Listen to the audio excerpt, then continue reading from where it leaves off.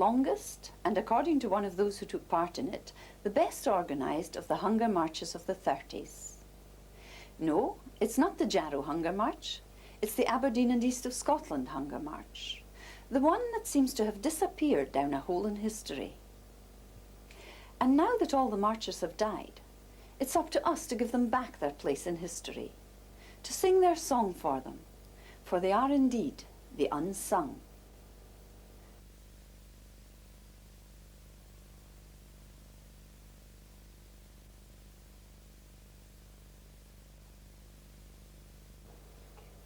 We could find very little in the official records of the time, not even in the local press.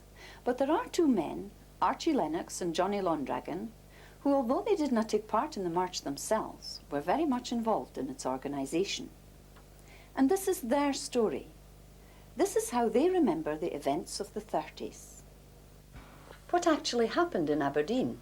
What actually happened was that there had been a number of hunger marches taking place between Edinburgh and Glasgow and different parts of Scotland.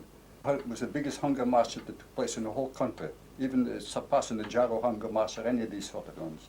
It actually started at Aberdeen, and there were 32 people actually marched from Aberdeen. 2 of them were women in the march, and they went all the way to London on a zigzag course, taking in different various towns, and they covered over 700 miles in the process of doing so. How did this all start? There's a tremendous amount of unemployment all over the country, and Aberdeen was no exception. There was a big high unemployment figure in Aberdeen here. The unemployment was rising, nearly 3 million unemployed, and a population of only 48 million at that time. National Unemployed Workers Movement, which had been founded 10 years earlier, before that, now we're going to find that we're going to get the membership has started increasing because of the unemployment there was in Aberdeen. And all these people now seeing the possibility of getting work was very, very slight because industries were slumping. And what industry had there been in Aberdeen? Well, we had the engineering industry, small engineering industry, Henderson, Barry Hendry's and that. Then we had the shipyards and that at the same time. Aberdeen was extraordinary right up until the end of the 1418 war, because most of the engineering and the shipbuilding had been given over to the war effort. Because Aberdeen enjoyed 5 separate industries at that particular time. They had shipbuilding and engineering, and they had the granite industry, world known, and they had paper manufacturing, and they had textile, and they had the great Granham's mills. Now we had to visualise in Aberdeen like that, shrinking, and the people migrating, because the shipyards had closed down. And each yard, as its order book finished, was closed down. Duthie's in Aberdeen was closed down. Somehow or another, Hall's and Hall Russell's and Lewis's and Tory's still carried on, which was extraordinary, but nobody was working in them. If they did, it was due entirely to some repair work that come up in connection with the fishing fleet. Immigration was the order of the day, or unemployment. You have to understand that all the things that took in place, the hunger marches, the people, the unemployment situation, the fight to exist, the actual fight to exist for better housing. People who were living in the houses were really terrible. Some of the houses were unimaginable. You know, poverty was so widespread that people who, for example, didn't have a job wanted work. People who didn't have a home wanted a home. People who wanted extra money off the parishes and so forth wanted money. And the NUWM was the organisation that came into existence. How did the movement help the unemployed? They fought their cases on the labour exchange.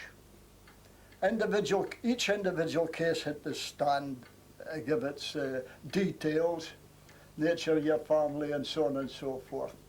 And it came about that the government manipulated conditions that introduced a gap period. What was the gap period?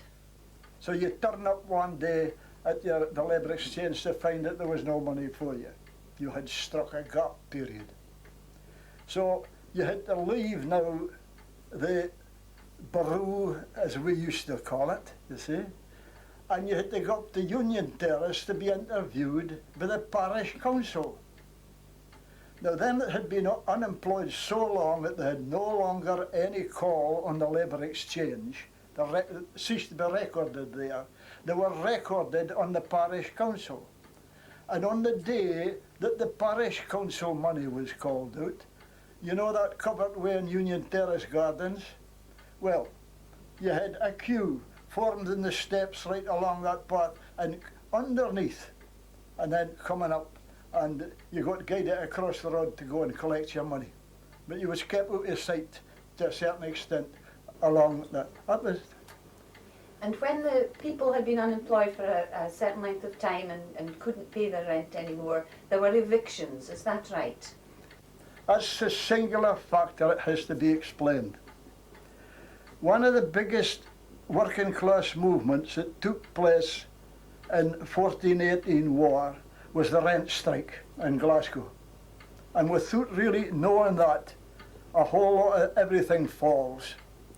It was as much the women as it was anything else, and the women got the men in the shipyards to take their stand and the threatened strike. But it was the women that posted up in their windows, no rent strike here, you see, rent strike in their window. And rent control came in, and it made life tolerable inside of the unemployment situation immediately after the 1418 war. The very fact that standard rents and housing was controlled. But it left a legacy of deterioration in property. There was no income to the property owners. And you're sufficiently old to know that the houses were being sold for £100, a block of tenements, you know. If I'd had £100 at that time, I could have made a fortune and got my brothers to work instead of going on hunger strikes. One side of the thing was what Archie was talking about just now, quite right. There was a control as regards houses were concerned and rentals and so forth. But I didn't exclude the fact that people were unemployed, had no money coming in and couldn't pay the rent. Now the question of the security of homes that went out the window because the people went out the door. There was no question about it at all. If the landlord didn't get his rent, out you went. And it was this, the great thing was that in the early 30s there, the people, so much unemployed was taking place simultaneously at the same time, and so much evictions were taking place at the same time, it became a national issue. You understand? Not just something happening here and happening there, but it became a national issue. And as such, something had to be done about it. And it was left to the local people to try to do something about it themselves. Through the National Unemployed Workers Movement, to try and help the people by doing the very thing which the landlords didn't want to see done. And that was, we were prepared for the evictions taking place, and we used to go down to Cocky Hunters in the Commerce Street there, and a week before the eviction was going to take place, we'd go out and search around about the areas where they wanted to go, and that even that's where they wanted to go for in some cases, you know. But most of the places was around about the Gallagher at that time, a lot of empty houses lying there, and we'd inspect the houses, see the condition they're in and so forth. Then we'd go down and collect the furniture on the day of eviction and take them up to these houses and put them in. Then we'd go down and tell the town. Now this is the thing, this building was lying empty, and in some cases they took the roofs off to stop paying rates. That was the part of the law at that particular time. And we put the people into these houses. So when we put the people into these houses and that there, we would go down, get a table out, stand up and explain to the people around about it, lived around the area there, what we'd done and the reason why we'd done it, you know, that the people were homeless and they needed homes, they had young families to bring up and all the rest of it and so forth, and they were short of water and all the rest of it. People would go out and get water and even take in food to them, they give them their first meals and so forth. Well, we went down to the town council and told the council what we'd done. We put in 16 tenants, as rent here to pay for the first week, we want you to adopt them as tenants. So the town had to take over the property, which formerly was private property, take it over and go in and repair it, put the roof back up on again if it had been taken off and so forth, and the people now become tenants of the town. I think they hadn't been before, but they were in most cases under private landlords before. But now they're tenants of the town. So that's one side of the action that we took at that particular time. And because of the high unemployment figure, people wanted work. And they were demanding work, they were demanding relief, which they couldn't get, relief of any sort they couldn't get from the like unemployment benefit and so forth. So they decided that the NUWM decided, National Unemployed Workers Movement decided, that they would start marches to protest. And the only way they could protest is to lead the march down to London This was the centre of the controversy, down to London, where the government was, and put their demands in front of the government. This was their idea. And that's what the militancy was now creeping into the people. They've been pushed back so far that there's only one way to go, and that was forward. There's 32 Hunger Marches started from Aberdeen here. But before they started, I had a job, because I was working it by myself at the time, and I had a job to go forward. And fortunately, I had a small car, a Morris Cowley car. I actually bought it for £5, believe it? For £5, Morris Cowley car. And my job was to go forward before that time and organise committees at Stonehaven, Montrose, Abroad and Dundee, as far as Dundee. Every stop was a night stop, all the way up to Dundee. So that was my job. Anyhow, the march left known as the pitches in the Gallagher. A lot of them thought it was like a Sunday walk it was going to be, you know.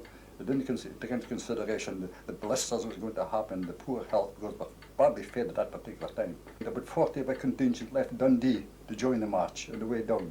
And more than half of them fell out by the wayside because of the poor physical condition they were in. They just couldn't keep up to it, even for one day's march. One of the marchers was Archie's brother, John, because John Lennox was the last of the Hunger Marchers, and he died just recently. John actually kept a diary, a record of a day-to-day events all the way to 700 miles down to London. It was because of this remarkable human document that we decided to establish the facts as our legacy to them, to those who marched and sang their way 700 long, hungry miles from Aberdeen to London. In our search for these facts, we were surprised to find so little in the local press. One weekly, the Bon Accord, made only one indirect reference to it.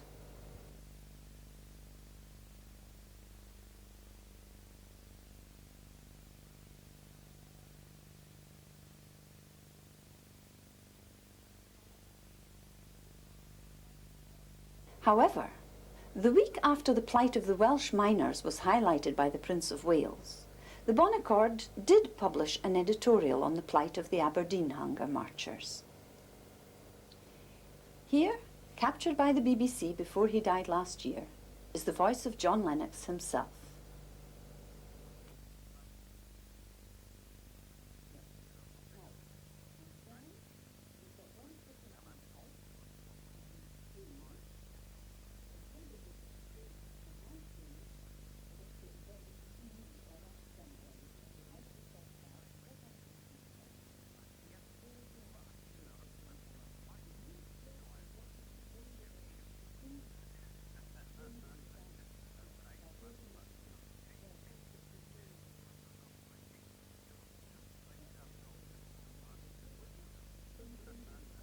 These excerpts from John Lennox's diary record the day-to-day events of the Hunger March which left Aberdeen on September the 26th, 1936, and reached London 7 weeks later, having covered 700 miles.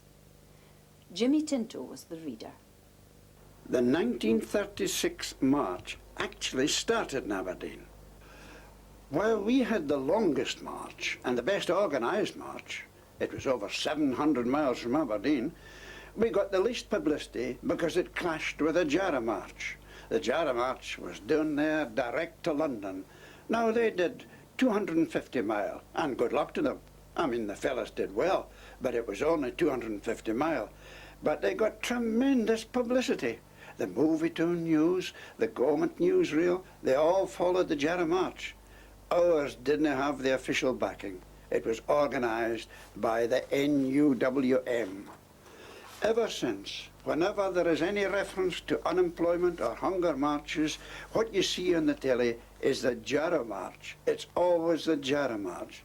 Now, we were filmed once, if I recall right, just north of St Albans, only once. So there isn't record of film of our march, but I've only ever seen it once on the telly. We had set up the local march committee, and it was seeking funds and support.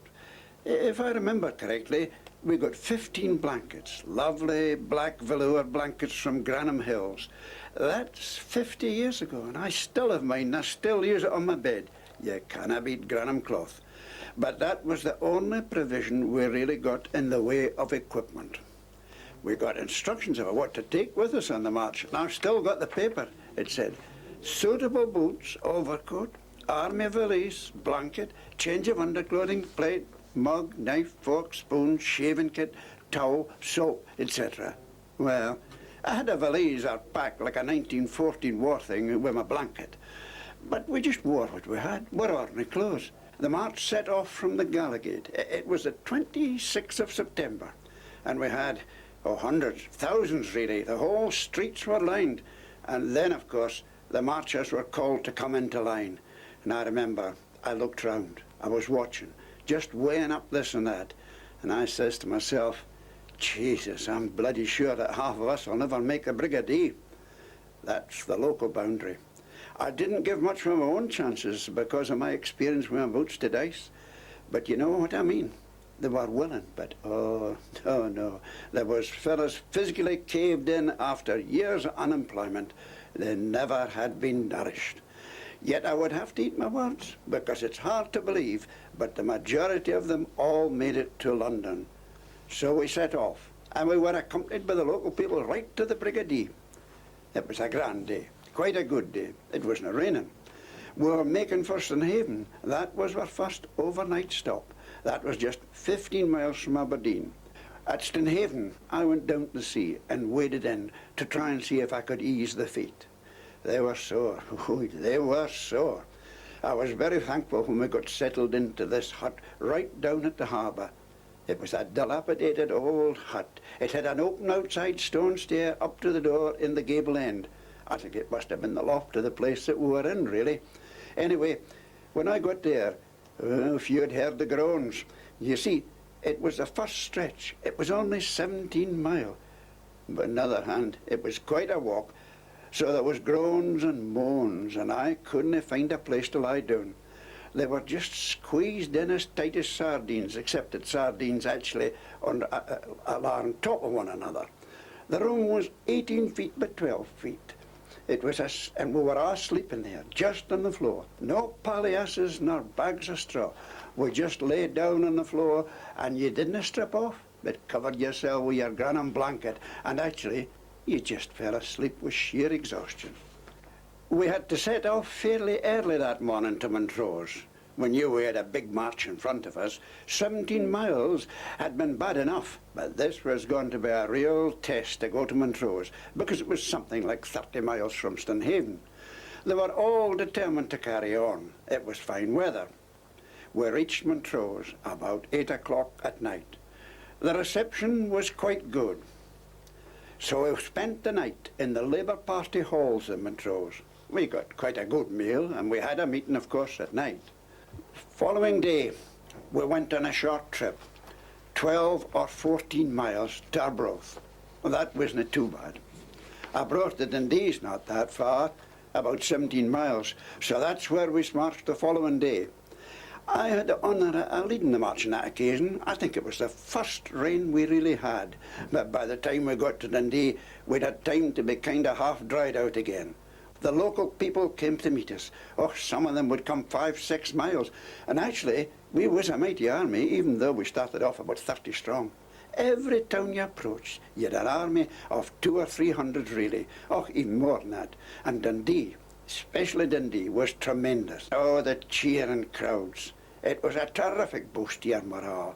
You're slogging along for mile after mile, weary miles, nothing happening but an odd cow looking at you, and then, these people are acclaiming you.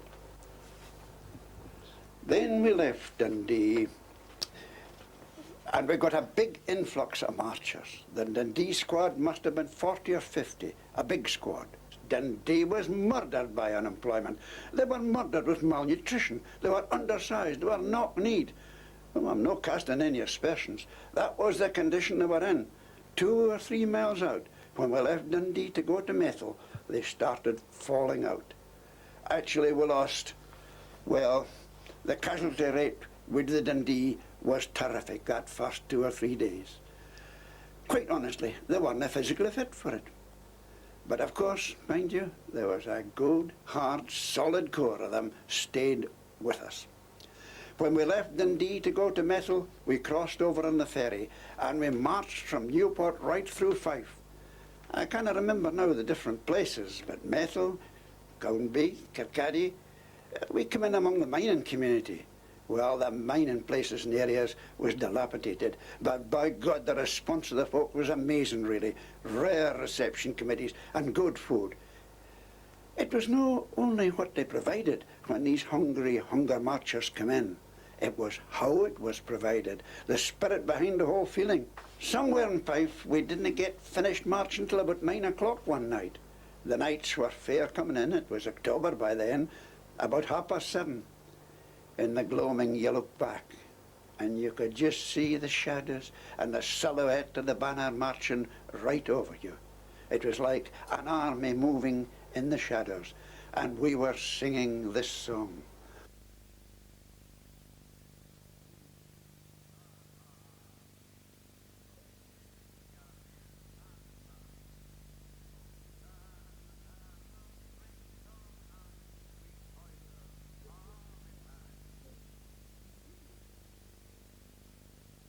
Method to Kirkcaldy wasn't just a great long hike, but we had to march it at night, and oh, in the name of God, the streets were cobbled. We marched round Kirkcaldy at night time. My feet were a problem at Kirkcaldy. We marched on then to Edinburgh, across the Forth on the ferry. I'm sorry to say it, but Edinburgh, oh, yon was the worst of all the places we were in. And it was cold reception we got officially from Edinburgh. I'm saying cold, but maybe you could say it was a hot reception. The police were interfering and guiding us and directing us and handling us and shoving us here and shoving us there. We were being controlled all the time and directed. That was what I mean by cold. It was not a very wholesome reception. There was quite a number of marchers joined us at Edinburgh. When we left Edinburgh, the march would have been about 200 strong. We didn't recruit any more after that, really. That was the final make-up. The first stop was Gorebridge. What was remarkable at Gorebridge was, oh dear, it was one of the coldest nights. It was freezing. That was my birthday, the day we reached Gorebridge, the 6th of October. When we left Gorebridge, that was the start of our lean times. They really started then. Now we had a big march to Galashiels. Oh, we walked and walked. It seemed to be never ending. Right through from Galashiels to Howick to Langham, Carlisle, Alston, Middleton and Teesdale, Barnard Castle, Richmond. Oh, that was a real Tory place, Richmond, Ripon and Harrogate, right until we reached Leeds. There was no life, no customers, no collections, and there was no food. You see, that was the problem that was worrying us, really. It certainly was worrying the March Council. We were really hungry. As a matter of fact, we had to send out an appeal to the country. Supplies ran out altogether. We were the best part of 7 or 8 days on that particular route before we got back into habitation. And then the soup kitchen was in operation. Paddy the cook had joined us at Edinburgh. He was actually an Englishman. He'd been a seafaring man. His cooking had probably been in trawlers. And Paddy had one sort of all-in recipe. Everything went into the pot. It was a wonderful reception in Leeds. And they gave us clothes. The boys were all getting new trousers. After all, their boots and their clothes, well, they were sleeping in them, walking in them. So we got newly dressed in Leeds. Leeds was the one place that really made a tremendous difference. Then we went through Wakefield and Barnsley. From Wakefield to Barnsley, sure, it's not very far, but it poured a rain. We were absolutely soaking. When we got to Barnsley, the miners' wives had us stripped off and they had towels. So we were all rubbed in these towels, and then we were set a great big dinner down to us. We just had the towels round about us. It was a wee bit kind of embarrassing, and they had big roaring fires, and they put our clays there and dried our clays. The lovely feed we got, I always remember Barnsley. Rotherham wasn't that far from Barnsley. The really big journeys were behind us. Then we got on to Sheffield. Then we came to Chesterfield. So they told us it was market day in Chesterfield, but that we weren't going to be permitted to go through the high street where the market was held. Well, It was put to the marchers, and the marchers decided that they were going to go through. By this time there would be 200 odd in the march. So we formed up and just marched in. Right across the road was about 50 policemen, a double row of them. So we just swept the police aside.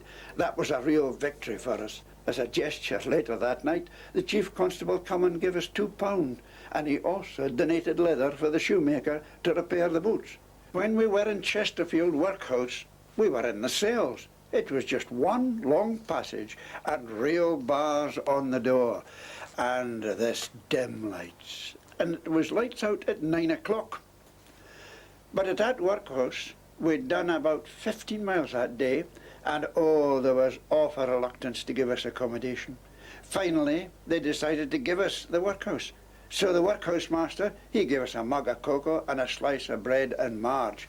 And then the lights was out at 9 o'clock. And in the morning, we got a mug of tea and a slice of bread and one sausage, and that was a meal. And we had about 20 miles to march on that. We were marching on, and we looked to our right. It was open country. About 2 or 3 miles away, we could see this mass. We had expected them, and we were on the lookout for them, and likewise, they were on the lookout for us. We were the Scottish East March, and they were the Scottish West March. And because we had been the longest on the road, the East of Scotland got the honour of leading the march into London. It was followed by the West of Scotland, and so on. We all knew what was expected of us. Everybody was keyed up. Everybody then was marching in step. Maybe not like Garthan, but they really marched. And oh, thousands of people. The crowds of people on the pavement were just simply continuous right through. They weren't just passive. There was a cheering and the response for the people. Now, Paddy, the cook, had died on the march, away about Chesterfield. He was taken to hospital, and there he died of pneumonia. We got notified that Paddy was dead, so NUWM headquarters sent us this banner, a tribute to Paddy who gave his life for the cause of the working class. So, of course, we had this banner with us when we went into London, and that caused a tremendous impression. Oh, the hats are come off. In Hyde Park, there was just a mass of humanity. I was on the platform with Sir Stafford Cripps and S.O. Davies. We was taken home by train from London. But when we finally got to Aberdeen, we got a great reception. It was stirring times, really. It was a question of form up again, and we marched through the centre of the town to Beaton's Ballroom, just across the road from where the march actually started some 7 weeks previously. We had covered in excess of 700 miles. The Hunger March was one of the highlights of my life, really. There was conviction behind it, you see. There was real purpose. We did gain. There was changes in the means test, and there was concessions the government did make as a result of the march. It was a march that generated the public enthusiasm, the public awareness, and the public conviction.